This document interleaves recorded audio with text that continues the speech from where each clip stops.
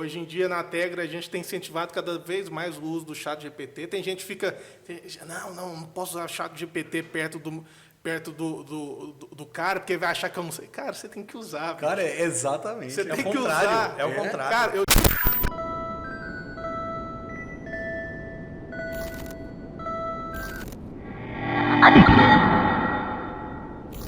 Muito bem-vindo ao TegraCast, o maior podcast sobre transformação digital na prática, hoje com o apoio daqui do espaço do Papo Empreendedor.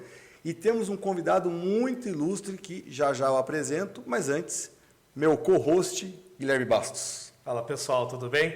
Vamos lá para mais um TegraCast. Hoje a gente tem um convidado muito especial, o Lucas, que ele é aqui da Tegra, ele vai se apresentar. Muito bem-vindo, meu amigo. Obrigado, Pólis, obrigado, Guilherme.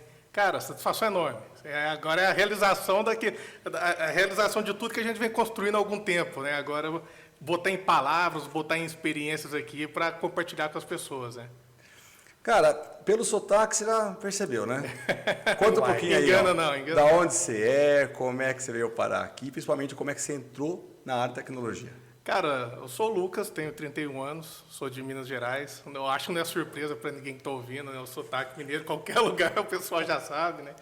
E, cara, eu comecei na tecnologia bem novo, para falar a verdade. Eu sou de 92, eu acho que lá para o ano de 2000, 2001, eu ganhei um Pentium 2. E eu comecei a desbravar, fui mexendo aqui, mexendo ali, e eu sempre gostei de jogos. E um amigo meu me deu uma vez um disquete, não sei se é 3,6, esqueci. 3,1/4. 3,1/4, isso. Com vários jogos dentro, né? E eu fiquei, cara, como que cabe vários jogos aqui? Porque no videogame você tinha um cartucho para um jogo, no máximo, sei lá, 3 jogos em um. E no disquete cabia tanta coisa, né, cara? E hoje o disquete não vale nada, né? Tinha aquele joguinho Carmen Sandiego, não? Tinha o Carmen Sandiego, de quiz, né? Cara, era incrível. Então, tipo assim, era muita coisa. E aquilo pra mim foi genial, cara. E a partir daquilo, eu filho único, então fui mimado pra caramba pela minha mãe. Eu falei, eu quero fazer aula de informática. E ali ela acabou me jogando ali no curso de informática básica, gostei pra caramba. Aí eu fui para um curso, na época, eu acho que era web designer, que tinha Micromedia Flash, esses aí é dos antigos, Micromedia Flash, Dreamweaver, por aí vai, né? Fireworks. Eu comecei ali, fui gostando pra caramba, cara. E aí, nunca mais... teve uma época da minha vida cheia de lado, a época que eu comecei a praticar esportes, né? Porque minha mãe falou, vou te deixar ali estudando o que você quer, mas tem que fazer esporte, senão você vai ficar só dentro de casa, né? Acabou que eu virei adulto e só fico dentro de casa agora. Tá vendo só, cara? Porque ela não queria que acontecesse. Mas pelo menos uma época da vida eu saí de casa, né? E depois voltei, fui fazer uma faculdade, nada a ver comigo, minha formação é engenharia civil, então tipo assim, nada a ver, eu só fiz estágio, acabou a faculdade, já voltei para a área de TI, então tipo assim, nunca consegui meio que fugir da área de TI, sabe? Sempre foi algo muito... que eu gosto, né? Eu não acredito nesse negócio que você tem que procurar um trabalho que você ama. O trabalho sempre vai te trazer incômodos, sempre você vai estar cansado, você não vai querer olhar, tem dia que você nem vai querer olhar, mas eu acho que tem que ter algo ali que pelo menos te faça bem em algum momento, né? E eu acredito que a área de TI e eu temos essa relação legal. Em que momento que teve aquele estalo, Lucas, onde você falou assim, putz, eu estou olhando agora a informática, a computação, parei de olhar um pouco a visão entretenimento, casa, brincadeira, jogo, para falar assim, putz, eu quero ganhar dinheiro com isso, dá para ganhar dinheiro com isso, trabalhar? Cara, quando eu entrei na faculdade, lá no início da década de 2010, por aí, estava tendo um boom de startups, né? E lá em Belo Horizonte, todo mundo conhece o Vale do Silício, né, nos Estados Unidos, lá em Belo Horizonte criaram o San Pedro Valley. E lá começou a ter um polo de tecnologia bacana. E eu morava no interior e eu sempre ia lá para assistir os eventos. Aí, na época, a prefeitura de Nova Lima, que é uma cidade próxima a Belo Horizonte, começou a incentivar, dando isenção de impostos para empresas de tecnologia. Então, na época lá, tinha centenas de empresas de tecnologia. E muitas empresas crescendo ali, muitas empresas grandes começando ali em Minas Gerais. Igual a gente tem, por exemplo, Gustavo Caetano. O Sambatec, né? Sambatec, é mineiro. A gente tem diversas pessoas, tem o Thales Gomes, do Easy, que também é mineiro. Então, tipo assim, tem muita gente que veio ali de Minas Gerais, eu bati o olho e falei, caramba, se os caras conseguem, eu acho que eu também consigo. E eu comecei a gostar dessa área de tecnologia, né? Só que aí chega um certo momento que a gente tem que separar os meninos dos adultos, né? E A Hotmart é de lá também? a Hotmart é de Belo Horizonte, né? Lá tem muita coisa. A Hotmart já é gigante, né? Tem mais um cara famoso agora que está dando muita palestra do segmento de diesel, né? Eu não lembro o nome dele agora, cara. Mas ele é de Minas também. Não tô lembrando. Mas é verdade, você cara, falou agora, tem bastante gente. E chegou num certo momento você tem que separar as crianças dos adultos. E eu vi que a parte de gestão não era muito minha área. E eu sempre ia para os eventos que fazia ali, os hackathons, aqueles eventos, eu sempre ia para a parte de código, né? Eu nunca ia para a parte de gerenciamento, porque nunca foi minha área. E a partir dali eu vi, cara, eu acho que aqui eu consigo ganhar uma grana, né? Me manter, eu não tenho tantas ambições assim de, sei lá, virar um Elon Musk da vida, como muitas outras pessoas têm. Eu acho que isso é essencial, tá? Principalmente para quem começa em empresas, eu acho que tem que ter essa visão de pensar grande, mas também tem que ter ao lado pessoas que pensam a parte mais técnica, né? Que não olhem para a parte de gestão de negócio, mas olhem para a parte de gestão de estrutura, gestão de tecnologia, gestão de pessoas também, né? Porque ali é todo um time que vai levar essa empresa. Então, eu comecei a me encontrar ali. Não sei se teve um turnover ali, mas eu acho que foi meio fluido, sabe? Eu acho que foi aos poucos ali, quando eu me vi, eu já natural, já estava natural. Uma coisa eu tinha certeza, que engenharia civil eu não queria. Cara, quando eu tive que subir num prédio para ver os caras concretando laje, cara, eu olhei para baixo e falei, cara, isso aqui não é para mim. Nossa, não, é verdade, cara. Porque engenharia parece assim, né? É cálculo, não sei o quê. Mas, cara, a tecnologia, ela dá uma versatilidade para você criar coisa que é incrível. Mas, ó, é uma coisa que até... Por que ela é muito legal você estar aqui hoje, né? Porque você vai contar um pouquinho mais da onde você está atuando hoje, o que você faz, né? Uma empresa Tegra, você conhece essa empresa? Outra empresa legal, né? Rapaz... Agora, o que eu percebo muito, assim, existe o técnico, que ele é estritamente técnico, ou seja, ele está muito preocupado, o fim dele parece que é utilizar a última versão de uma tecnologia ou fazer uma coisa no requinte, assim, um nível de requinte que não necessita para aquele projeto. E tem aquele que é aquele cara que ele entende a justa medida, em que ele consegue ter uma questão técnica bem trabalhada, porém, ele prioriza o que realmente vai dar impacto no negócio. E, pelo que a gente conhece, né, do seu trabalho, você tem essa segunda olhar. Eu queria que você contasse um pouquinho, assim, se você já foi esse cara mais escovador de beat, que momento que você começou a olhar para o negócio como fim e tecnologia como meio? Cara, eu acho que todo mundo já passou por esse momento de over engineer, né? Todo mundo já quis matar um mosquito com uma bazuca. O Guilherme fala isso muito, matar o mosquito com a bazuca, né? E faz total sentido. Principalmente quando a gente está começando, a gente está naquela empolgação de adolescente, que assiste alguma coisa, porque hoje em dia tem muito conteúdo, isso é ótimo, mas se você não conseguir filtrar o conteúdo, você fica perdido, cara. Se você quiser aplicar tudo ali, você não vai conseguir, né? Aí chega nesse certo momento e você tem que começar a pensar, opa, eu tenho que olhar mais para os clientes, principalmente, né? Mas eu acho que isso é com o tempo, viu, Polis? Eu aprendi isso muito na Tegra, não é puxando saco nem nada, porque por ser uma software house, a gente trabalha com um volume de projetos, um volume de clientes, cada um de um jeito diferente, e a gente tem que atender essas necessidades de um jeito personalizado. Então, a gente precisa saber dosar, entregar aquilo que é satisfatório para o cliente, mas que não vai demandar tanto tempo, né? Igual, por exemplo, se a gente for pegar aí a história das grandes empresas, vamos pegar o Netflix, que é uma empresa gigante. Se a gente for pegar como que eles começaram a trabalhar, se eu não me engano, era mandando fita, DVD para a casa dos caras. Então, tipo assim, aí depois eles foram aplicando gradativamente tecnologia em cima. E tem um cara, eu faço parte de uma comunidade de arquitetos, e ele fala muito sobre isso. Ele fala, olha, refatorar não é ruim. Primeiro, você tem que entregar o produto e, à medida que com o tempo, você vai refatorando.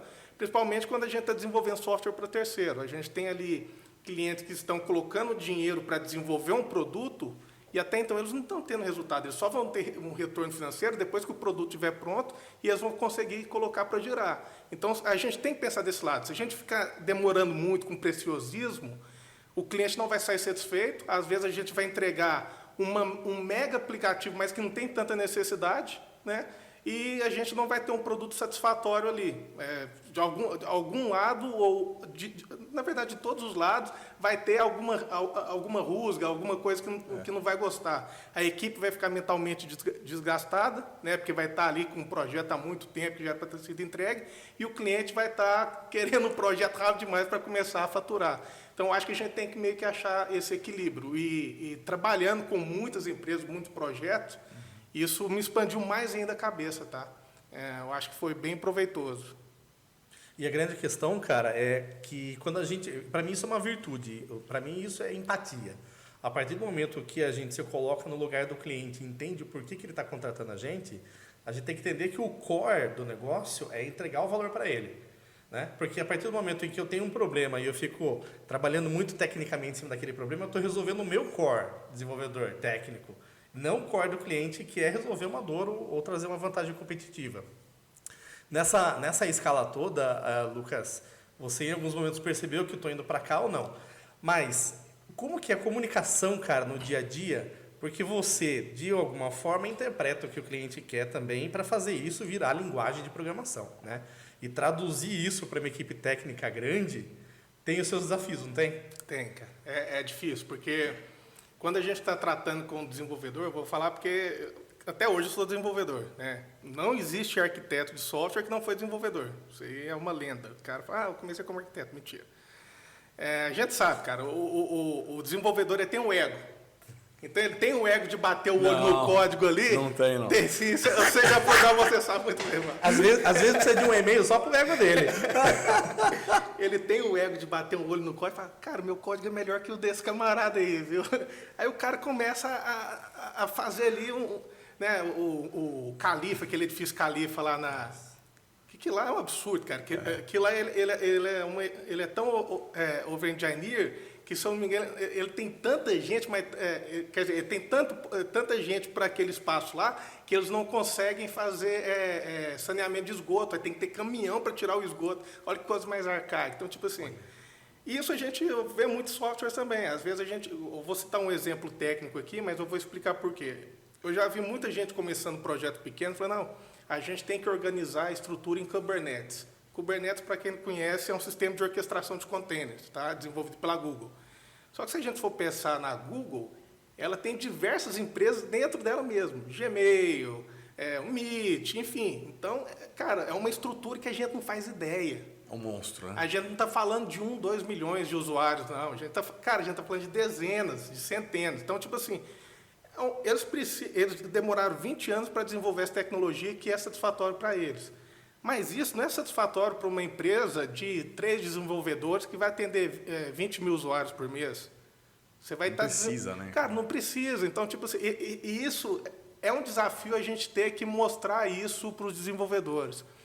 Mas na Tegra tem uma coisa interessante que é o seguinte, quando a gente vai fazer a primeira conversa com o cliente, muitas vezes os desenvolvedores participam também. E eu acho isso muito importante porque eles não se sentem fora do processo, eles não se sentem apenas um peão de obra, vamos falar assim. Eles se sentem parte do processo e eles começam a entender a dor do cliente.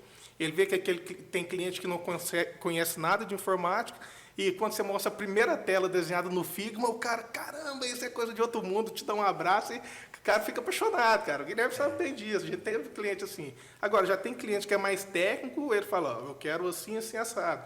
Então, quando o desenvolvedor participa desse processo de conhecimento do produto, eu acho que ele se sente parte daquilo e começa a entender. Isso é um dos pontos. Um segundo ponto é a gente definir bem o que precisa ser entregue. A partir do momento que a gente define o que precisa ser entregue, o desenvolvedor vai fazer aquilo. Ele não tem por que fazer a mais ou a menos. Ele tem que fazer aquilo. Como, por exemplo, eu preciso de um aplicativo com tela de login.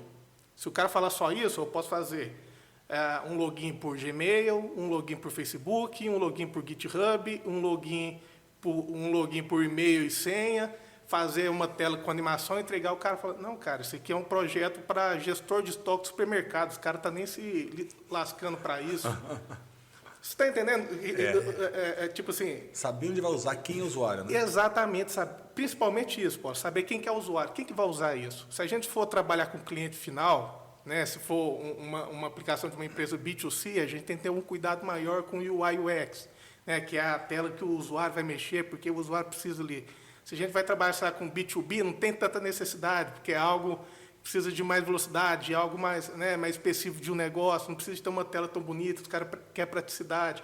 Então, tipo, a gente tem que entender o que o cliente quer, a gente tem que entender o contexto. O cara tem grana para gastar? Se o cara tem grana para gastar, você pode fazer o que ele quiser. Mas, às vezes, é um cara que quer... sei lá, o cara tem um mercadinho, ele quer colocar uma solução digital. Vou abrir um parênteses aqui. Muita gente acha que transformação digital só para empresa grande. Empresa pequena também consegue fazer isso, fazer muito bem. Às vezes o cara está penando ali numa planilha de Excel, eu podia muito bem desenvolver um sisteminha ali para ele, algo simples, que vai atender ele, e depois ele pode até revender esse sistema para outras pessoas e ganhar dinheiro, enfim. Então, a gente tem que meio que entender isso, né? Saber entender o contexto que a gente está, a realidade do cliente, o que o cliente espera, o prazo que ele espera, um conjunto de fatores. Né? Agora, você já é famoso aqui entre nós, aqui no dia a dia da TEG aqui, por entender esses momentos de entrega, momentos finais, momentos importantes, implantação, porque uma coisa que a gente percebe do lado do cara que é desenvolvedor, tem perfis e perfis. Tem esse que você falou que é o preciosista, né? Ele quer o over-engineer, né? E tem aqueles que não conseguem lidar com a pressão. Pressão é aquele momento que é decisivo, eu tenho que estar ali pegando na mão do cliente, acompanhando e tudo mais. Queria que você contasse um pouquinho, assim, tanto casos que você teve que ali acompanhar, virar à noite, fazer aquele acompanhamento mais de perto do cliente, e como que é isso para você? Como você encara esses momentos? Cara, eu falei que eu não acredito que a gente tem que trabalhar com o que ama, né? Mas a gente tem que, pelo menos, gostar um pouco do que a gente faz, né? Então, às vezes, eu passar do meu horário de trabalho ali para acompanhar um cliente, para desenvolver algo, para mim não é desgastante. Então, eu já tenho essa facilidade, né? Eu não tenho esse problema. Eu sou acostumado a trabalhar com pressão. Eu gosto muito de desafio. Eu pratiquei esporte minha vida toda. Até hoje eu jogo poker, eu jogo xadrez. Então, são coisas competitivas que você está buscando vitória ali. Então, eu sou muito competitivo. Então, a partir disso, eu sou acostumado a trabalhar com pressão. Eu não sinto tanto. Eu acho que isso é uma habilidade que eu consegui desenvolver, tanto para bom quanto para ruim, né? Para ruim porque, às vezes, a gente vai acumulando muita coisa ali e uma hora a gente tem a história. Mas, cara, teve uma situação que a gente trabalhou com o cliente, o Guilherme sabe muito bem, a gente teve alguns contratempos e precisava de entregar uma aplicação em um prazo de uma semana, cara. E quando a gente fala em uma semana para desenvolvimento de software, muito pouca coisa, é nada.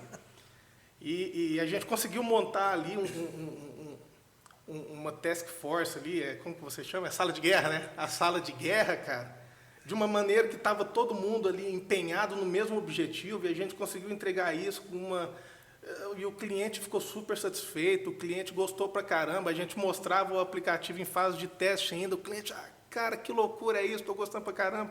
Então, tipo assim, eu acho que adaptação, cara, eu acho que a gente tem que saber adaptar aos momentos, tá? Eu acho que hoje em dia, no século XXI, principalmente com tanta informação que a gente tem que se desenvolver internamente para se adaptar a diversas situações. Eu não posso falar, eu sou especialista em trabalhar sob pressão, eu sou especialista em trabalhar com ambiente calmo. Eu acho que hoje em dia não cabe tanto isso mais, né? A gente tem que meio que se adaptar às situações, às oportunidades. Tem dia que vai ser desgastante, mas a gente tem que estar ali, cumprir nosso papel, porque do outro lado tem um cara que não tem problema nenhum se a gente está mal, se a gente está com dor de cabeça ou não. O cara não quer saber, bicho. Então, a gente tem que meio que saber dosar, né? Até que ponto eu tenho que entender o lado do cliente, até que ponto eu tenho que me adaptar ao que ele quer e também até que ponto eu tenho que falar, opa, isso aí já não dá. Né? Que é difícil. Você falar para o cliente que não dá é muito complicado. Existem algumas técnicas, né? Mas acho que legal, esse que você está colocando, cara, é que a gente...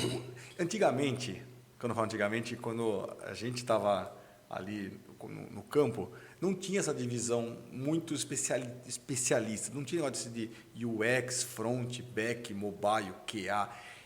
Eu era um analista desenvolvedor que ele tinha que conversar com o cara, entender, desenvolver, entregar e sustentar. Ele fazia o todo. O desenvolvimento, eu considero que o desenvolvimento de software até um tempo atrás, ele era uma arte.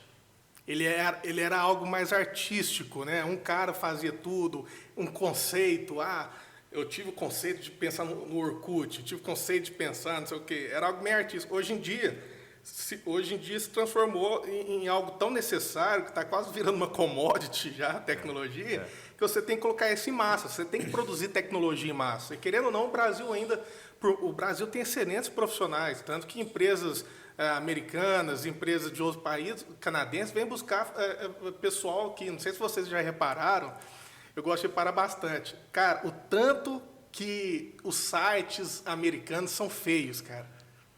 Porque a gente tem um padrão aqui no Brasil de requinte, né? Um requinte, um preciosismo, um cuidado tão grande de deixar um site bonito, né? Cara, bonito esse site. Aí você vai, sei lá, para um eBay da vida, é aquele tanto de informação na tela que você até assusta, né, cara? Aí entra aquilo, até que ponto... Mas como que eu vou criticar os caras sem que os caras faturam bilhões? Não tem como eu criticar esses caras. São realidades diferentes. Né? O público deles aceita isso. Vai entregar eu aqui um aplicativo todo quadradão para um consumidor do Instagram no Brasil ver se o cara vai usar? Não vai, cara. Então, tipo assim, é a parte da adaptação, né, que a gente fala.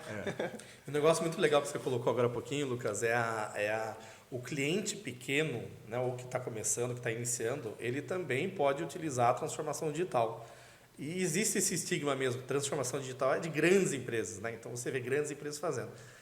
Na tua visão e dos cases que você já trabalhou, não só na Tegra, mas anteriormente também, como é que você consegue falar para esse público que está ouvindo a gente, como que ele consegue consumir transformação digital sendo pequenininho, sendo no início? Cara, eu vou te dar um case lá da minha terra, lá das Minas Gerais, né? Lá não tem como falar de Minas Gerais sem falar de comida, né, cara? Jamais. Terra E boa, lá né? em Minas, 2013, 2014... foi por aí, 2013, 2014. Eu estava na faculdade ainda, mas em paralelo eu já trabalhava com programação e tudo mais. Tinha um cara que ele tinha uma vendinha, e foi na época que surgiu o iFood aqui no Brasil e tudo mais, e lá na minha cidade não chegava. Eu sou de uma cidade chamada Nova Serrana, uma cidade pequena de 110 mil habitantes, 120, e lá não tinha iFood na época. Tinha só nos grandes centros, né? Às vezes tinha até capitais que não tinha, porque estava chegando no país agora.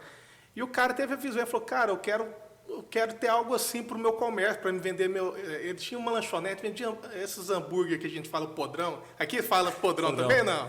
Porque a gente vende os hambúrgueres artesanais dos podrão, né? Eu gosto... E eram os podrão que ele fazia, e vendia relativamente bem, só que ele sempre se sentiu incomodado. Aí o Juninho virou para ele e falou, Lucas, o que dá para a gente fazer aqui, cara? Eu falei, olha, se você for contratar uma empresa para desenvolver um aplicativo para você, é muito caro. Só que você pode fazer transformações digitais e na época está surgindo o PWA.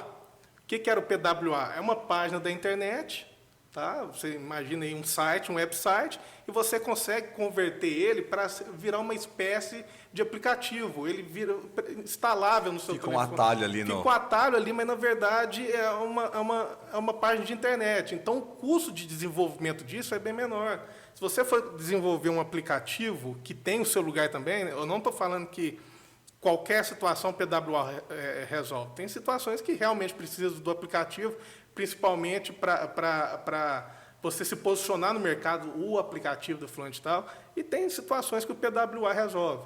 E na época eu falei, olha, está surgindo essa tecnologia aqui, eu acredito que a gente consegue fazer alguma coisa.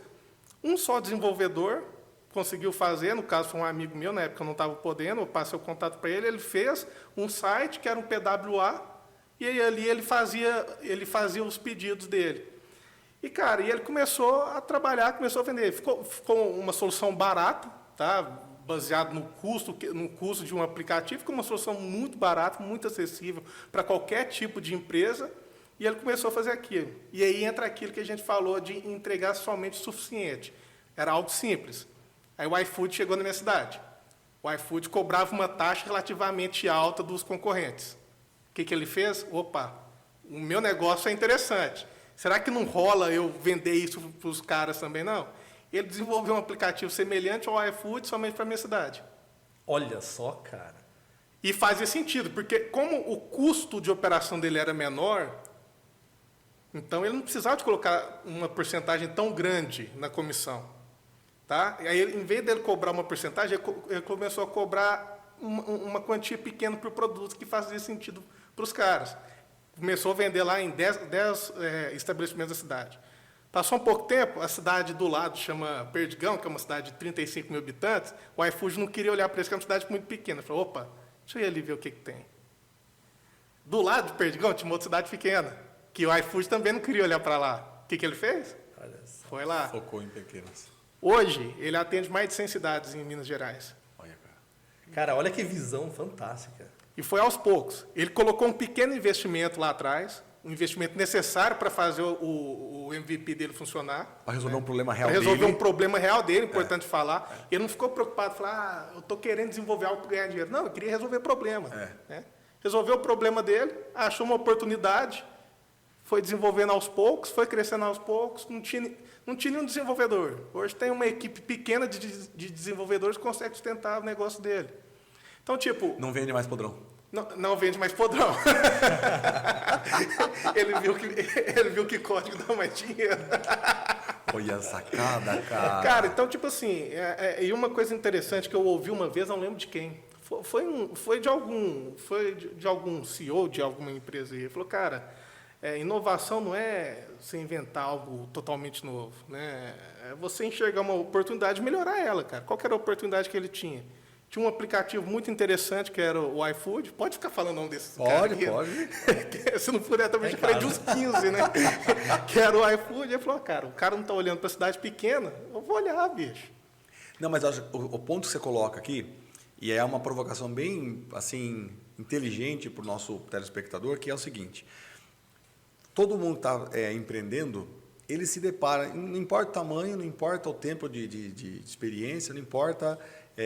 o negócio dele, ele sempre vai se deparar com desafios. Dados os desafios, ele vai poder ou ficar trabalhando, resolvendo manualmente, que gera canseira, não é usar bem o tempo do cara para resolver isso fazendo de forma manualmente.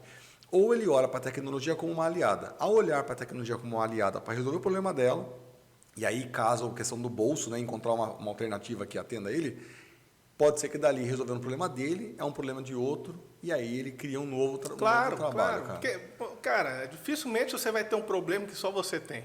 Sempre vai ter alguém com o mesmo problema que o seu. E a chance de ter poucas pessoas que têm esse problema e ter uma solução para isso é muito pequena. Ninguém quer olhar para soluções pequenas, né?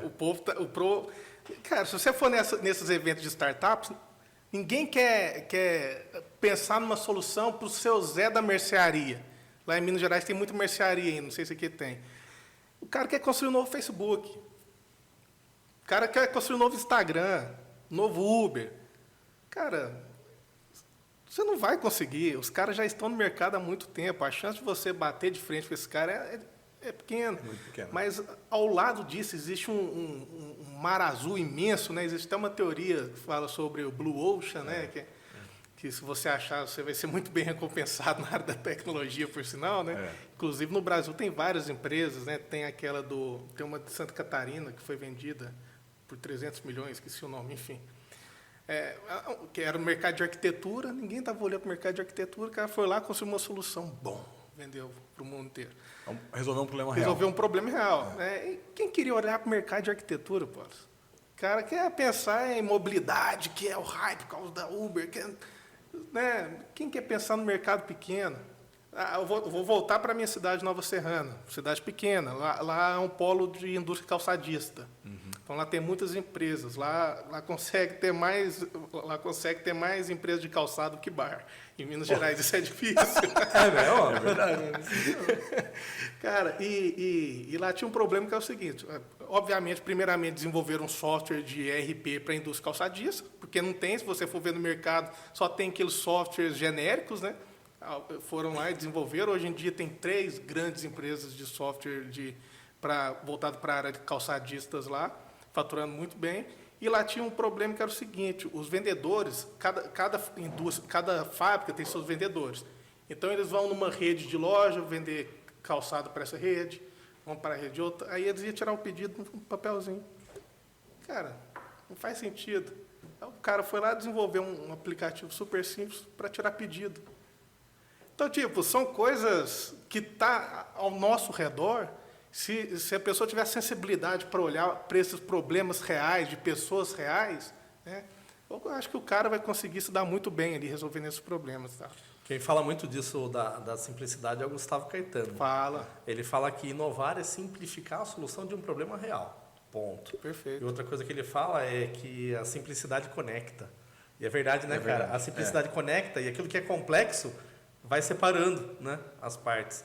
A gente está num momento, Lucas, agora que eu pelo menos enxergo, como o Polis falou há um tempo atrás, a gente desenvolvia, você fazia o back, você fazia o front, você fazia tudo junto, porque na verdade era uma coisa só, não dava para separar isso.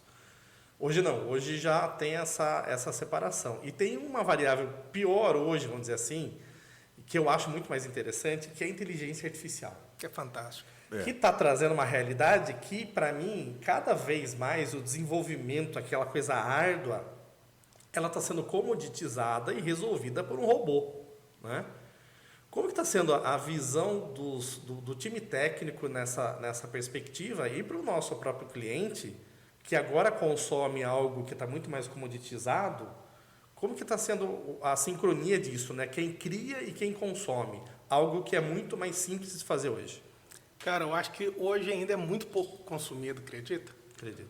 A gente ouve muito falar de inteligência artificial, mas é muito pouco consumido. Né? A gente tem aí um exemplo que é o ChatGPT, que é gratuito até certo ponto.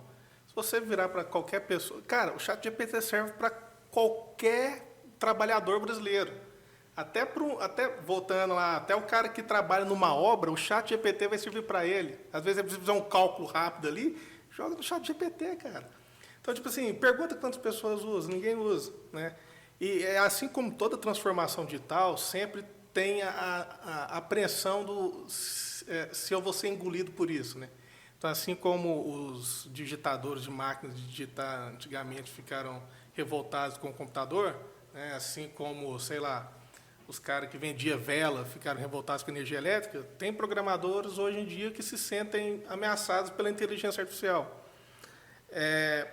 Eu acredito que existe um certo boom, não só no Brasil principalmente, isso é um assunto delicado, tá? Então eu tô meio que buscando as palavras aqui. Existe um certo boom no Brasil de crescimento de novos desenvolvedores que às vezes não tem tanta capacidade técnica de estar trabalhando regularmente numa empresa e às vezes nem procura se aperfeiçoar. Ninguém é obrigado a entrar numa empresa sabendo tudo.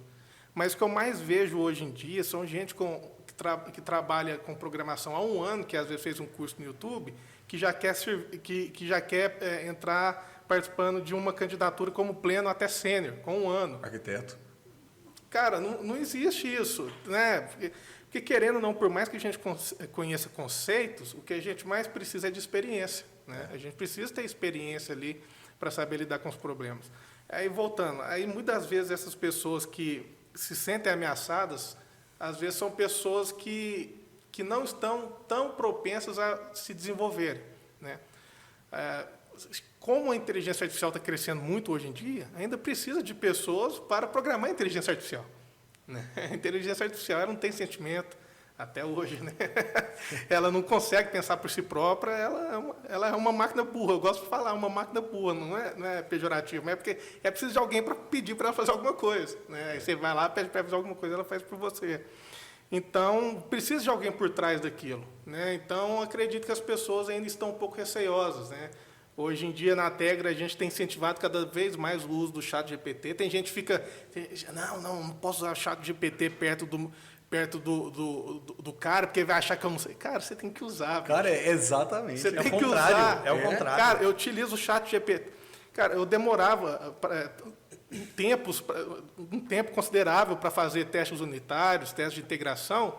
Aí o que eu faço? Eu desenvolvi um input, que eu imputo um exemplo de testes unitários que eu já tenho, imputo uma feature que eu estou desenvolvendo e peço para ele desenvolver o teste unitário.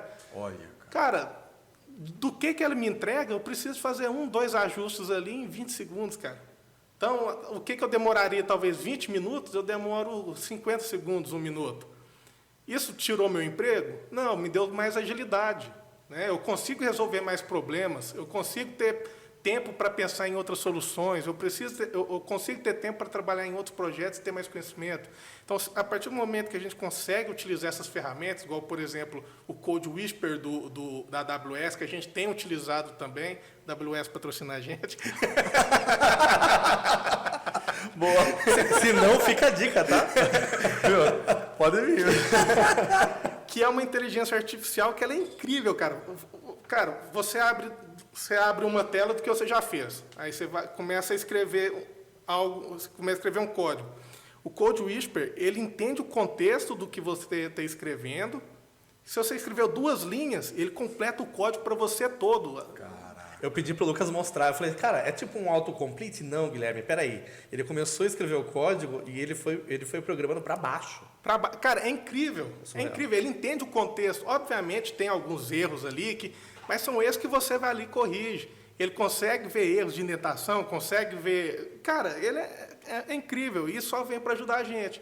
Aí, às vezes, a gente fica preso nessa bobeira de, não, isso vai tirar meu emprego. Não, cara, isso vai te fazer um profissional melhor. Que a partir do momento que você consegue entregar mais rápido, ter mais tempo para outros projetos, você vai ser bem visto dentro do seu time, né? Isso é interessante. E é engraçado que as pessoas muitas vezes falam, né, que sai da empresa porque não tinha oportunidade. Pô. Na verdade, não tem a visão da oportunidade que tem, né, cara? Pô, cara, oportunidade é o que mais tem em qualquer negócio, né? Oportunidade é o que mais tem. Cara, tem um cara que trabalha com a gente, enfim... Eu não gosto de falar nome, porque a gente fala o nome de um e os outros ficam achando que a gente não fala o nome dos outros também, né? Mas o cara, sei lá, ele entrou como back, trabalhando com a gente como back-end, não sabia nada de front, cara. No primeiro dia de serviço dele, a gente estava sem um cara de front do projeto que estava trabalhando. Aí a nossa gestora falou, você entende de front? Eu não entendo. É isso, cara. É puxar pro peito mesmo. O cara nunca tinha construído um botão em HTML, cara. O cara conseguiu fazer uma página inteira num dia. Mas então, olha só, cara, o cara não tem medo de assumir responsabilidade, ele puxar pro peito, mesmo que ele não saiba, porque ele vai correr atrás. Vai dar problema? Vai. Ele vai ter que perder, vai. Mas, cara, ele vai sair do outro lado. Aí a inteligência artificial vai ajudar nisso daí, a curiosidade do cara entender fazer, mas assim... Eu acho que quando você está disposto a assumir riscos e se coloca na posição de, tipo, cara, eu vou fazer, alguma coisa vai sair do outro lado. Pode não ser o perfeito, mas, cara, vai sair do outro lado alguma coisa. E o mais legal, cara, o sentimento de aprendizagem, depois que você passa por essas experiências, cara, não tem igual, né, meu? Não tem, cara, Cara, e a gente gosta de pessoas assim, né? Cara, eu sou apaixonado por pessoas ousadas assim, né? Cara que chega, mete peito, não, eu sei fazer. Você sabe que o cara não sabe. Você sabe que o cara não sabe, mas você fala, beleza, eu quero ver até onde que esse cara vai chegar. Aí você vê que no outro dia o cara te entrega, meio que capengando alguma coisa, você fala, caramba, ele matou no peito. Outro podia ter falado, não sei fazer. E cara, esse cara, às vezes o cara pode ser um júnior, eu quero ter esse cara no meu time por 5, 6 anos, cara. Entendeu? Às vezes o cara... Quantas pessoas já entrou na Tegra, né, Guilherme? Entrou no nosso time, a gente via que o cara não tinha tanto conhecimento técnico, mas o cara se colocava a aprender, o cara era ousado, velho, isso aí conquista todo mundo. Eu acho que isso é raridade de achar, viu? Então, esse é o lado difícil, né? Isso, infelizmente, tá meio raro, né? Mas eu acho que isso aí, quando a gente... É igual unicórnio. Se a gente vê, tem que laçar pelo chifre traseiro, porque é difícil de ver outro passar na frente, né? Mas tem uma questão de gestão muito importante nisso, que é assim, né? O cara é raro, ele é mosca branca mesmo, de olho verde, né? Que a gente fala. Que ele pede a demanda e fala, puxa no peito. Mas a grande parte da maioria, a partir do momento que o gestor, ele coloca a demanda e explica e paga certo como fazer... e acompanha aquela execução, cara, 80% das vezes eu só vi sucesso. É raro ver quando não acontece. Eu acho que o ambiente que você propicia para que ele corra risco e, assim, faz parte do ambiente correr risco, puxar, e mesmo que não der certo, ele consiga estar no ambiente que ele fala, vamos junto e tudo mais, propicia isso. Então, eu acho que é a soma, assim, obviamente que tem que ter o lado do cara fazer, mas o ambiente e as pessoas estão junto, dá esse feedback, por exemplo, que nós falou agora, putz, vamos ver até onde esse cara vai. E mesmo que venha um negócio torto, você ajusta depois, mas você dá mais valor para a atitude do cara, né? E eu acho que a gente, todos nós somos reflexos dos nossos gestores. Em algum momento todo mundo teve um gestor, teve alguém ali que que era o seu sensei, todo mundo teve esse cara. A gente acaba virando reflexo dele. Então, a partir do momento que a gente tem no time gestores que conseguem tirar isso da pessoa, o cara vai olhar e falar assim, putz, ele sabe que eu não sei, mas ele está confiando em mim. Eu não posso decepcionar ele. Isso aí. Quem que gosta de decepcionar o outro? Ninguém, cara. Ninguém gosta de decepcionar o outro. Quando você vê que tem alguém confiando em você e você fala, cara, eu tenho que conseguir fazer por causa que esse cara é gente boa e esse cara está confiando em mim. Você vai lá e aprende, cara. Então, tipo assim, eu acho que a chave do sucesso é isso, é montar uma equipe bem estruturada, com gestores capazes de extrair o máximo das pessoas e pessoas dispostas a se doarem para aprender, a desenvolver. Eu acho que essa é a chave, se tiver a chave do sucesso, eu acho que é essa. Falando um pouquinho agora de processo de desenvolvimento, assim, você estruturar na sua cabeça. Então, eu queria que você contasse um pouquinho assim, ó, na sua cabeça, qual que é o caminho, as etapas macro, que são as ideais para você fazer ter um projeto de sucesso. Então, por exemplo, você falou agora, uma coisa que é legal que acontece na Tegra é os desenvolvedores participarem junto do cliente da abertura do projeto. E após isso, quais são os marcos? Fala, cara, quando tem essa tocada aqui, essas etapas, é sucesso de projeto. Cara, a primeira coisa é definir muito bem o entregável. Eu acho que isso é essencial, tá? Eu acho que toda empresa vai passar por algum momento que vai ficar não muito claro o que tem que entregar, aí vai chegar no final, vai ter um cliente espertão que vai começar a pedir mais. Entendeu? Ou às vezes a gente vai fazer muita coisa e o cliente não precisava daquilo tudo e ele vai ficar chateado porque o tempo estourou em uma semana. Eu acho que toda empresa de desenvolvimento de software vai passar por isso um dia. E isso vai calejar essa empresa a pensar, putz, eu tenho que deixar bem estruturado o que eu tenho que entregar e esse cara tem que saber o que ele vai receber. Isso é bom tanto para a empresa quanto para o cliente. Então, eu acho que esse é um ponto forte. Um segundo ponto forte, eu acho que é uma boa documentação. Infelizmente, hoje, no mundo da tecnologia, a rotatividade de programadores é muito grande.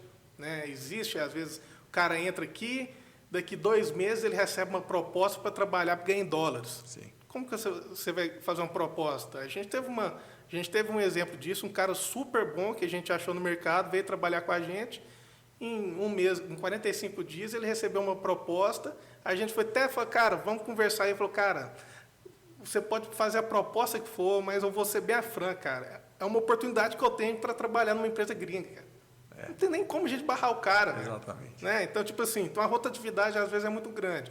Então, a partir do momento que você tem essa rotatividade grande, vai estar entrando pessoas novas no seu time com uma certa frequência, né? De 6 em 6 meses, de ano em ano, por aí vai. Se o cara pegar um projeto em andamento e não tiver bem documentado, esse cara vai gastar aí 30 dias só para entender como que está estruturado o projeto. Né? Sim. Aí entra muito. Se o cara for deslumbrado, vai ter a over-engineer, né? Vai ter aquela estrutura super complexa. E isso, eu já fiz estrutura super complexa, então eu já fui refém disso, até na Tegra já. Tipo, quando eu entrei, queria mostrar serviços demais, desenvolvi uma arquitetura muito boa, por sinal, modéstia à parte. Só que entraram pessoas para trabalhar, os caras falaram, putz, velho, eu nunca trabalhei com esse tipo de arquitetura, tem que aprender. Eu falei, putz, eu podia ter simplificado, né? Então, aí a gente começa a entender isso e vai melhorando. Então, isso é um processo que a gente meio que entende. A questão de entender o que o cliente precisa. Eu acho que isso é fundamental também, né? O que é satisfatório para ele, para a gente não entregar nada além, né? Para a gente não apresentar um projeto muito superfaturado para o cara, muito caro, que o cara vai olhar e falar, isso não faz sentido para mim. Uhum. Às vezes a gente perde um cliente porque a gente tem esse grandiosismo também, né? A gente não entende que o cliente está numa outra realidade. Isso não é nem certo nem errado, né? O cara que vem, igual aquele meu amigo que vendia podrão e um restaurante Michelin 3 estrelas, os dois estão certos, cara. Tem público para os dois ambientes, né? Então não tem por que um falar, não, só de um jeito funciona, né? Eu acho que essas são as principais chaves. E a partir do momento que a gente tem isso bem planejado, bem estruturado, 2 coisas que eu acho que é fundamental. Feedback constante. Tá? Legal. A gente ter feedback dos clientes, se conseguir de semana em semana é essencial. Que a gente consegue entender onde que a gente pode melhorar para agradar o cliente, sem precisar de esperar 2, 3 meses para refazer algo. Né? E teste, cara. Teste eu acho que é essencial. A gente tem experiência aqui na Tegra de projetos que têm uma quantidade menor de teste, apresentando uma quantidade maior de bugs do que aqueles que têm muito teste e não tem quase nenhum bugs. Então, isso são coisas mensuráveis que a gente vê no dia a dia. E a partir do momento que a gente consegue identificar isso, implantar e fazer o programador entender que é necessário fazer testes, que isso... fala, teste vai atrasar meu desenvolvimento. Não vai, cara. A médio e longo prazo você vai ver que ajuda muito. Você que está assistindo a gente aí, ajuda muito. Boa, exatamente. Cara, muito bom. Você falou do foco no cliente, daquilo que o cliente realmente precisa. E o que eu acho muito bacana é que desde o processo onde o desenvolvedor participa das reuniões com o cliente, definindo algumas coisas, né, e dando ideias, o cara que está lá, que é o nosso futuro cliente, ele enxerga a Tegra como uma empresa que faz software, né? Mas ele já vem com uma ideia pronta. Como que essas reuniões, como que isso pode agregar para ele valores e funções do aplicativo dele que ele nem esperava que ia ter?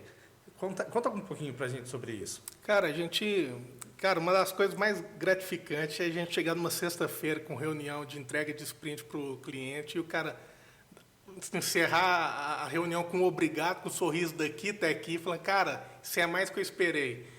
E a gente tem exemplo de clientes que a gente conversa, que a gente entende eles, que a gente é mais do que uma empresa que desenvolve software.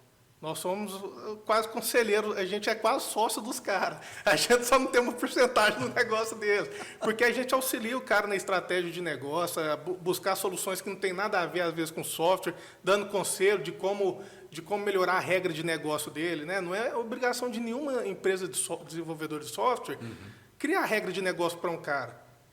Eu já cansei de ver os nossos gestores sentando com o cliente, vamos fazer as contas aqui para ver se faz sentido esse ticket médio seu. Cara, e não foi uma, duas vezes, não, é muitas vezes. E o cliente vira para a gente e fala, cara, isso é diferente, eu nunca vi isso em outras pessoas. Então, cara, a partir do momento que a gente tem essa afinidade com o cliente, isso é bom tanto para a empresa, quanto principalmente para os caras, velho.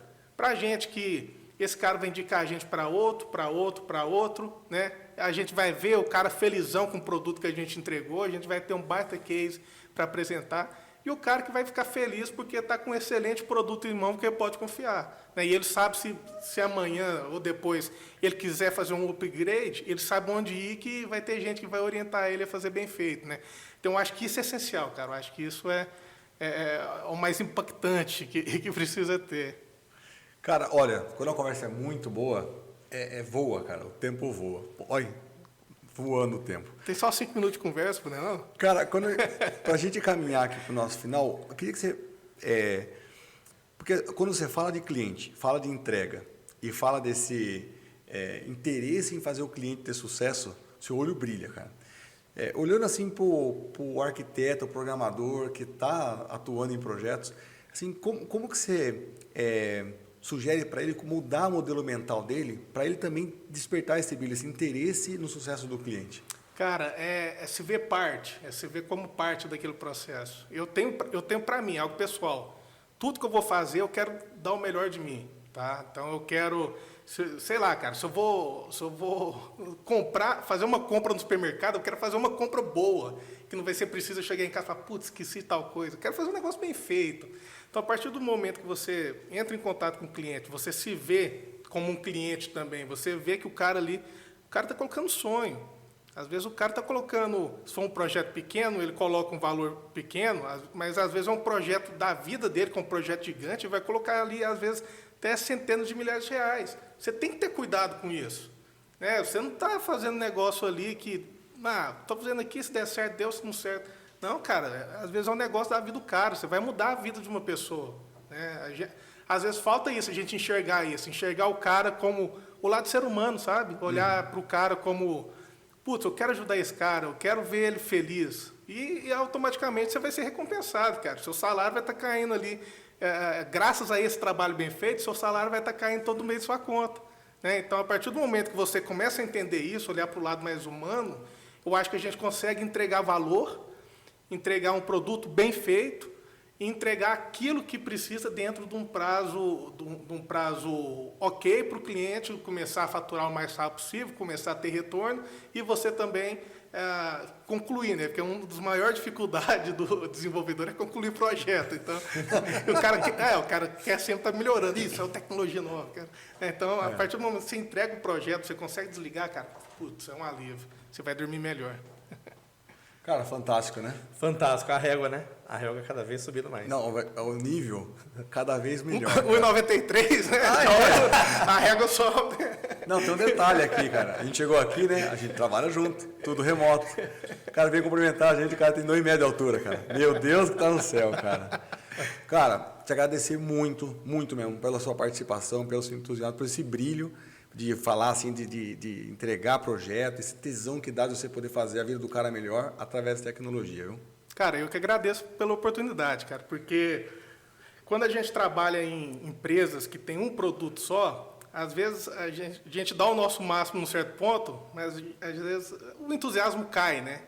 Mas quando a gente está trabalhando numa empresa igual a Tegra, que sempre está atendendo clientes, pessoas incríveis, com planos diferentes, clientes de todo tamanho, desde uma mercearia de bairro até uma multinacional que vem procurar a gente, cara, isso é o que todo programador quer, cara. É desafio, é estar se movimentando, é estar criando soluções, é estar melhorando como pessoa e como profissional. Então, isso eu só tenho que agradecer, porque a Tegra me deixa viver isso. Então, eu sou feliz pra caramba, cara. A gente que agradece, cara. E eu agradeço muito pela parceria também de todo dia ali. Tá carregando piano, é muito bom estar com junto. você. É bom demais esse sentimento de parceria, né, cara? Puta, isso aí dá... Bater ombro. E agradecer principalmente você, telespectador que acompanhou a gente até aqui.